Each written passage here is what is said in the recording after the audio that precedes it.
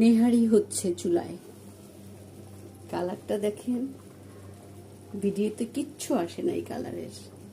যা হোক, নেহারিতে আমি এখন একটু বাড়তি গরম মশলা দিব। সেটা কিভাবে দিচ্ছি তো দেখেন।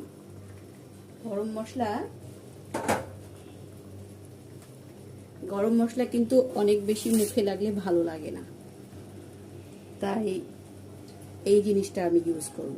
এটা আমি দারাজ থেকে কিনেছি। এই যেটা খুলে নিলাম, এই যেটা খোলার সিস্টেম এরকম, এই যে লাগানোর সিস্টেম, খুলে নিলাম। এখন আমি এখানে মশলা দিয়ে দিব।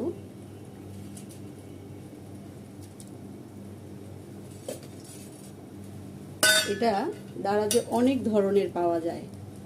এটা কিন্তু লাল চা করার জন্য ও ইউজ করে, আমিও ইউজ করেছি লাল চার জন্য। এখন এটা এখানে ডুবিয়ে দিব। ওটার রস যা বের হওয়ার